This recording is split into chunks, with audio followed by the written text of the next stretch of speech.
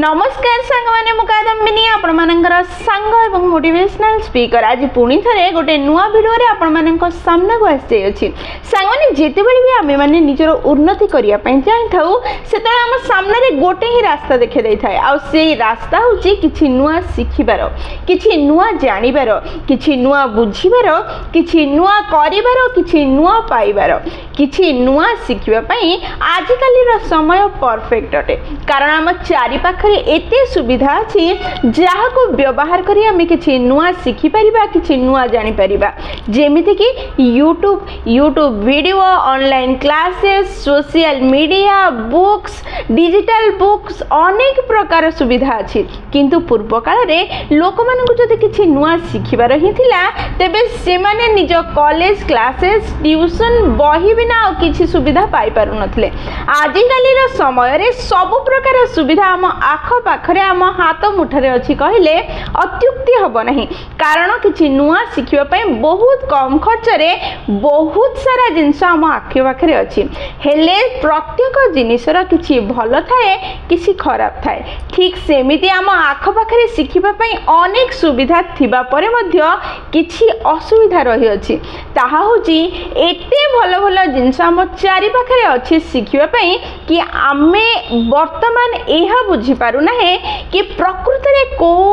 Tool को व्यवहार करिबा को जिनस को व्यवहार करी किपरि सबठारु अधिका ज्ञान आहरण करिबा किपरि अधिका शिखि परिबा ताले ए भिडियो रे मु 6टी एमिटी प्लान कहिबी 6टी एमिटी माध्यम कहिबी जहा को व्यवहार करी आपण बहुत सहज रे निज चारि पाखरे थिबा सब सुविधा को व्यवहार करी सबठारु अधिका शिखि परिबे सबठारु अधिका बुझी परिबे बुझीथिबा सबठु अधिका जिनस को सबठु अधिका जीवन रे प्रयोग करी सबठु अधिका रोजगार मध्य करि परिबे मु मात्र 6टी माध्यम जानिछि हुए तो आपण ताठु अधिका भी जानि परिबे ताले चलंतु भिडियोटी को स्टार्ट करिबा एवं सेई 6टी माध्यम जहा को व्यवहार करी अधिका शिखिबा एवं अधिका जानिबार प्रणाली रे निज को आगो को नेबा सामने प्रथम जिंस होछि मॉडलिंग माने एठी मु रैंप वॉक करिया पे कहू नहीं मॉडलिंग माने होछि आपण जेउ व्यक्ति भलिया हेबा पई चाहुछंती आपण जहाठारु किछि शिखिबा पई चाहुछंती से व्यक्ति जेहु बळी उठुछि बसुछि कार्य करूछि चिंता करूछि भाबुछि निज जीवन शैली करूछि निज कार्य करूछि सेई गुडी को भलो भाबे ऑब्जर्व करंतु एवं ताकू निज जीवन रे व्यवहार करिबा आरंभ करंतु जेते बेले भी आपण सेई व्यक्ति पाखरे रही अछंती सेतळे निजर सबकॉन्शियस माइंड को गोटे छोट कमांड दे दियंतु कि मु चाहुछि एई व्यक्ति मो सामना वाला व्यक्ति जेउ भली भाबुछि जेउ भली चालुछि जेउ भली निजर समस्या समाधान करूछि जेउ भली निज जीवन शैली रखिछि जेउ भली जेउ कार्य करूछि से सब मु कॉपी करिया पय चाहुछि ताको भलो भाबे ऑब्जर्व करे आ मते ता भली बनै दे आपण जेतले एई कमांड निज अवचेतन मस्तिष्क को देबे से भलो भाबे से व्यक्तिर प्रत्येक जिंस को निज आड़ को आकर्षित करिवो भलो भाबे ऑब्जर्व करिवो एवं जेतले आपण निज जीवन रे से सब को करिबा आरंभ करिवे आपण बहुत जल्दी बहुत सहज रे ताभळे होई परिबे निज को अधिका शिखिबार योग्य करि परिबे निज लक्ष्य को हासिल करिबार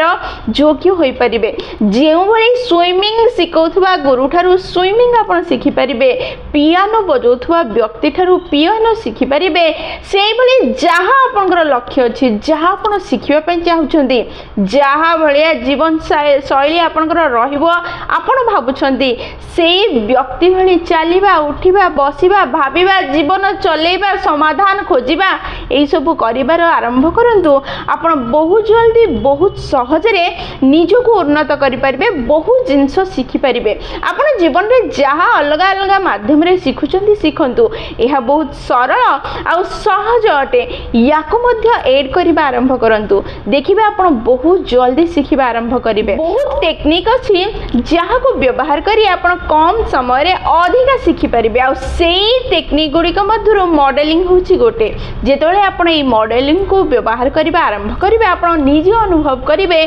बहुत कम समय आपण बहुत जिंस शिखि पारिछन। द्वितीय मेथड होची स्टडिंग। स्टडिंग माने कोन स्कूल कॉलेज रे पाठ पढ़िबा ही स्टडिंग नुह जीवन रे जे कोनसी अवस्था रे जे कोनसी बयस रे जेतोले नुआ किछि शिखिबार प्रयास करूछन्ते आपण ताको मध्य स्टडिंग बोली कहि परिबे। स्टडिंग तीन प्रकार होई परिबो प्रथम सुनिबा द्वारा द्वितीय पढ़िबा द्वारा तृतीय देखिबा द्वारा। जेमिति स्कूल कॉलेज रे सार हमको पढ़ौ थांती आमे सुनी कि से गुडी को शिखि थाउ ठीक सेमिति बापा माँ हमको किछि शिक्षा दे थांती ताकू सुनी कि शिखि थाउ। वीडियो गुडी करे विभिन्न प्रकार ऑनलाइन क्लासेस गुडी करे आमे देखि कि सुनी कि शिखि थाउ किछि बही पढ़ी कि मध्य हमर ज्ञान बढ़ी थाए। ताले सबुठु गुरुत्वपूर्ण जिंस जाको व्यवहार करी आपण कम समय रे अधिक शिक्षा ग्रहण करि परिबे ताहा होछि स्टडिंग। स्टडिंग सबुठु गुरुत्वपूर्ण स्टेप अटे जहा आपण को अधिक शिखिबारे अधिक उन्नत हेबारे सहाय्य करि थाए। ताले आजिठु आको व्यवहार करबा आरंभ करंतु सुनी कि देखि कि आ पढ़ी कि निज ज्ञान बढ़ेबार प्रयास करंतु आपण बहुत सहज रे बहुत जल्दी बहुत ज्ञान आहरण करि पारे। तृतीय माध्यम होछि एनालाइजिंग। एनालाइजिंग बहुत गुरुत्वपूर्ण स्टेप अटे जहा अधिक शिक्षा ग्रहण करिबारे सहाय्य करे जहा अधिक उन्नत हेबारे सहाय्य करे बहुत कम समय रे। आपनकर जीवन रे किछि घटिला आपनकर मेंटर आपनकर गुरु आपनकर संग साथी कहा जीवन रे घटिला आपण कोठी देखिले कहा सह कोन घटिला बा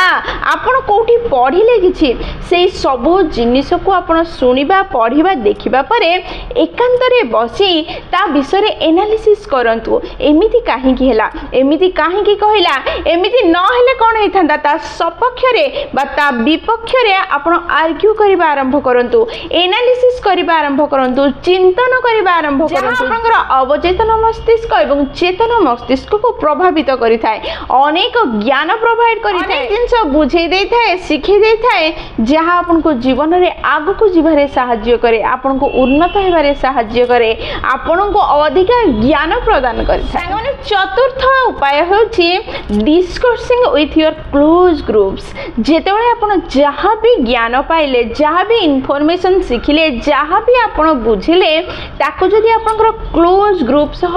डिस्कस करिबा आरंभ कर दे। क्लोज ग्रुप माने कोन जियो मानक सह आपन मिसी की बसुछंती उठुछंती रहुछंती सिखुछंती बा जियो माने आपन सह मिसी की रहुछंती बसुछंती सिखुछंती से मानक सह डिस्कस कर देबे। भाबिनंतु आपन कोन गोटे सिखिले आज आपनकर ग्रुप रे कहिबे मु आज एहा सिखिली तुम राय कोन सी किछि नुआ राय देबे आउ कि किछि नुआ राय देबे आपन किछि नुआ राय देबे डिस्कशन हबो किछि नुआ नुआ इन्फॉर्मेशन आसीबो आपनकर जो ज्ञान अछि ताहा आउ टिके अधिका बढ़ी जिवो आ आपनकर मन मस्तिष्क रे ताहा प्रिंट हे पूरा जीवन पई रहि जिवो। देखंतु संग माने जेते नोट्स बनंतु जेते खाता लिखंतु जेते बही पढंतु जेतेबेले आपण फील्ड रे छिडा हेबे मैदान रे छिडा हेबे सेतेबेले कोनोसी नोट्स काम करिवो नाही आपनकर कहिबार एक्सप्रेशन आपनकर बुझिबार जो क्षमता ताहा ही कार्य करिवो। सेथि पई जेतेबेले भी जहा सिखुछंदी ताको निज क्लोज ग्रुप सह डिस्कशन करंतु जहा आपनको अधिक उन्नत करिबारे सहाय्य करिवो। ताले पंचम होछि सबठु गुरुत्वपूर्ण जदि पंचम को आपण करिवे नाही पूर्वरु करिथिबा चारिटा कार्यर मूल्य रहइबो नाही ताले पंचम कार्य कोन डूइंग बा टेकिंग एक्शन। सांगने भाबि नियंतु आपण मॉडलिंग कर देले आपण स्टडिंग भी कर देले आपण तार एनालिसिस भी कर देले आपण ग्रुप रे डिस्कशन भी कर देले किंतु जदि कार्य करिवे नाही जदि डूइंग करिवे नाही जदि एक्शन नेबे नाही ताहले आपण आगो को केमिति बढ़िबे। भाबि नियंतु आपण स्विमिंग करिया पय चाहुछंदी अनेक वीडियो देखि देले अनेक रिसर्च कर देले बही पढि देले सब कर देले ता माने कोन आपण स्विमिंग आसी जीवो ना जेउ पर्यंत आपण पानी रे डेइनांती प्रयास करनांती कार्य करनांती सेही पर्यंत आपण स्विमिंग सिखि परिबे नाही। ठीक सेमिति प्रत्येक ज्ञान सिखिबा परे ताको व्यवहार करिबा को पड़िबो ताको कार्यकारी करिया पड़िबो ताको कार्य रे परिणत कले ही आपण सिखि परिबे। आमे अनेक साइंस ସାଇନ୍ସର ଅନେକ ଶିକ୍ଷା ଗ୍ରହଣ କଲେ କିନ୍ତୁ ସେଇ ଶିକ୍ଷା ଗୁଡ଼ିକ ଆମ ମନରେ ଛାପି ହେଇଗଲା ଯାହାର ଆମେ ଏକ୍ସପେରିମେଣ୍ଟ କରିଛେ। ଠିକ୍ ସେମିତି ଯେଉଁ ସବୁ କାର୍ଯ୍ୟ ଆମେ କରିଥାଉ ସେଥିରୁ ଅନେକ ଏକ୍ସପିରିଏନ୍ସ ଆମକୁ ଆସିଥାଏ, ଯାହାକୁ ଆମେ ଏକ୍ସପିରିଏନ୍ସ କରିପାରିଥାଉ,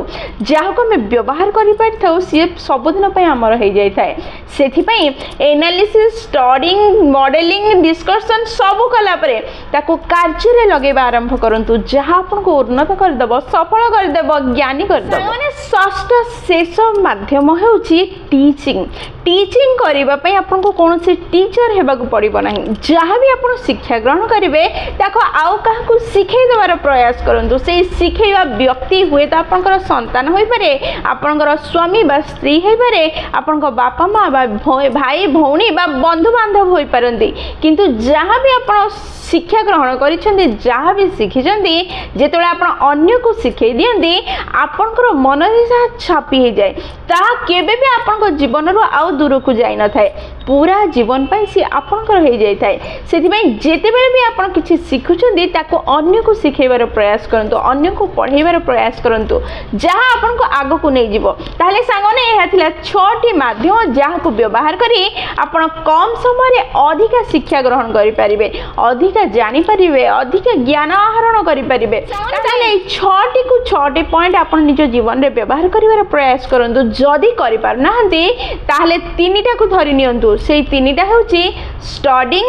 ଡିସ୍କସିଂ, ଡୁଇଂ। ଆପଣ ଷ୍ଟଡି କରନ୍ତୁ, ତାକୁ ଡିସ୍କସନ୍ କରନ୍ତୁ ଏବଂ ତାକୁ କାର୍ଯ୍ୟକାରୀ କରିବା ଆରମ୍ଭ କରନ୍ତୁ। ଯଦି এই 3ଟା କାର୍ଯ୍ୟ ଆପଣ ଜୀବନରେ କରିବା ଆରମ୍ଭ କରିଦେବେ ଆପଣଙ୍କର ଶିଖିବାର ପ୍ରଣାଳୀରେ ବହୁତ ସ୍ପିଡରେ ଗ୍ରୋଥ ହେବ। ଆଉ ଶିଖିବା ପ୍ରଣାଳୀ ଯେତେବେଳେ ଗ୍ରୋଥ ହେବ ଅଟୋମେଟିକାଲି ଆପଣଙ୍କର ଗ୍ରୋଥ ହେବ, ଆପଣଙ୍କର ଉନ୍ନତି ହେବ। ଯେତେବେଳେ ଆପଣଙ୍କର ଉନ୍ନତି ହେବ ଆପଣଙ୍କର ଇନକମ୍ ବି ଉନ୍ନତ ହେବ। ତାହେଲେ ସାଙ୍ଗମାନେ এই 3টাକୁ ଏଟଲିଷ୍ଟ ନିଜ ଜୀବନରେ ବ୍ୟବହାର କରିବାର ପ୍ରୟାସ କରନ୍ତୁ। ଯେତେବେଳେ ଆମେ ଶିକ୍ଷା ଗ୍ରହଣ କରିବାର ପ୍ରୟାସ କରୁଛେ ସେତେବେଳେ କୌଣସି ଟ୍ରେନିଂ ସେଣ୍ଟରକୁ ଯାଉଛେ କିଛି ଟ୍ରେନିଂ ନେଇକି ଶିଖିବା ପାଇଁ, ସେହି ଟ୍ରେନିଂ ସେଣ୍ଟର ଗୁଡ଼ିକରେ ଯାଇକି ଯୋଗ ଦିଅନ୍ତୁ। ଯେଉଁ ଟ୍ରେନିଂ ସେଣ୍ଟର ଗୁଡ଼ିକରେ ଏଟଲିଷ୍ଟ এই 6ଟି ପଏଣ୍ଟରୁ 3-4ଟି ବ୍ୟବହାର ହେଉଥିବ, ଯେଉଁଠି ଏନାଲିସିସ୍ କରିବାର ସୁଯୋଗ ମିଳୁଥିବ, ଯେଉଁଠି ଡିସ୍କସନ୍ ହେଉଥିବ, ଯେଉଁଠି କିଛି ପ୍ରାକ୍ଟିକାଲ ମଧ୍ୟ ହେଉଥିବ, ଯେଉଁଠି ମଡେଲିଂ କରିବାର ସୁଯୋଗ ମିଳୁଥିବ, ସେହି ଜାଗାରେ ଯେତେବେଳେ ଆପଣ ଯୋଗ ଦେବେ